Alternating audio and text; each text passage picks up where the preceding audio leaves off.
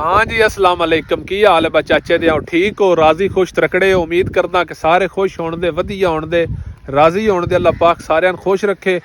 आ गया जनाब एक नवी वीडियो लैके। ते आज दी वीडियो का मकसद है तकरीबन कल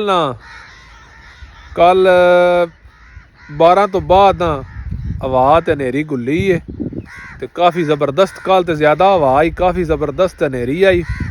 तो ਉਹਦੇ ਮੁਤਲਕ ਜਨਾਬ ਵੀਡੀਓ ਲੈ ਕੇ ਆਇਆ क्योंकि ਜ਼ਿਮੀਂਦਾਰਾਂ ਦਾ ਤੇ ਇਹ ਜਿਹੜਾ 1-2 ਮਹੀਨੇ ਹੁੰਦੇ ਨੇ ਨਾ, क्योंकि बिल्कुल फसल तैयार होंदा रेडी होंदा। खास करके कणके दा गंदम दा यानी फसल रेडी है, तैयार है। ਉਹਦੇ वजह तो ये जी बारिश या ये जी हवा है ये बिल्कुल नहीं ठीक। ਇਹਦੇ ਮੁਤਲਕ ਵੀਡੀਓ ਲੈ ਕੇ आया। कुछ चंद गल्लां ने जे किसी दे पल्ले पै गईयां, पल्ले की पाउणियां ने बहु ही होना है जो मंजूर खुदा होना है। पर इहदे ते वीडियो बनाना मेरा दिल कीता तो मैं आख्या ते बना छड़िए।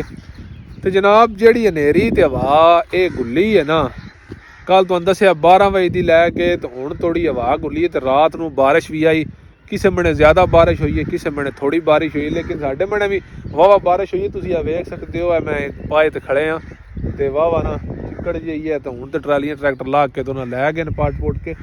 तो मैं तुहानूं तकानी है कणक का की हाल पिया हुंदा है।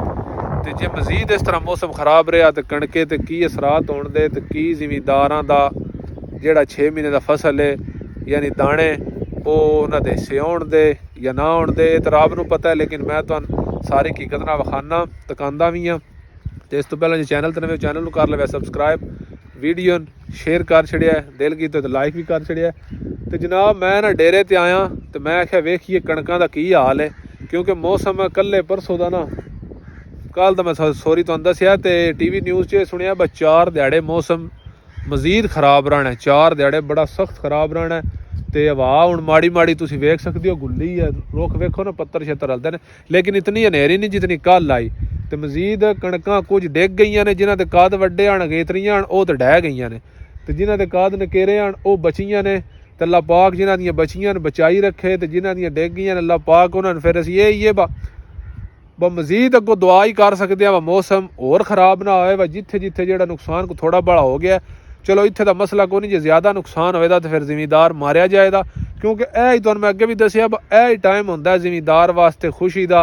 एक बारी मुंजी चाण लग्या तो एक बारी कणक चाण लग्या, अगले पिछले फसल तो फिर अगे भी मैं दस्सिया ना होण तां भी कोई नहीं मसला। ये तो होंदा कुछ भी ना हो जाए, मुनाफा ना भी बचे, घरे के दाने तो बन जाते हैं। जे घरे के दाने भी ना बनन तो फिर जिमी का की फ़ायदा, यानी पूरा साल जिमीदारी में रुलने का की फ़ायदा।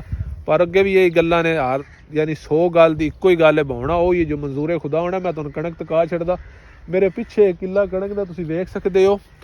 ये ना ए वेखो ना डिग गया, ए वेख सकते हो, ए तोड़ी ना जनाब डिग गया। वेखो ना वक्फे ते ना यह जिहड़ा किला है ना ये कणके दा लेट गया।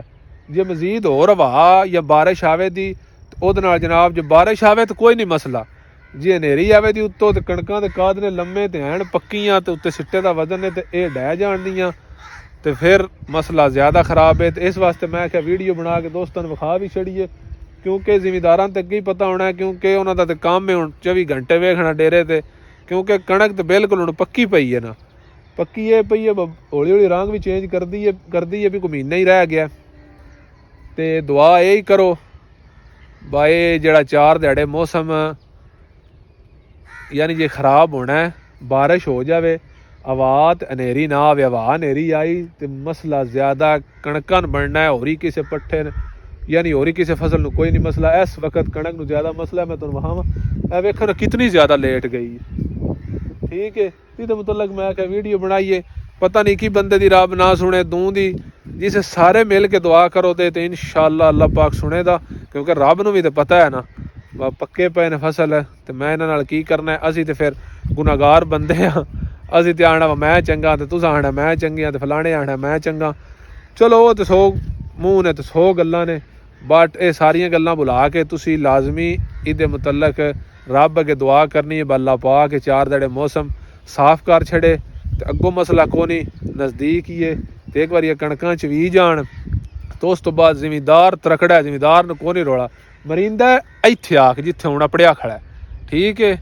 तो इंशाअल्लाह मौसम साफ होया ਜਾਂ ਬਾਰਿਸ਼ ਹੋਈ ਤੇ ਫਿਰ ਨਵੀਂ ਵੀਡੀਓ ਬਣਾ ਦੇ, ਜਾਂ ਜਿਸ ਤਰ੍ਹਾਂ ਦਾ ਅੱਗੋਂ जिस तरह की सिचुएशन हुई तो उस वे थोड़ी अल्लाह के वाले हंसते रहो वसते रहो, लेकिन नमाज पढ़ के तो दुआ लाजमी करनी है भाई या अल्लाह सन माफ़ी दे ते ए जेड़ा मौसम ख़राब है ना इहदे तो रब्बा बचा सन।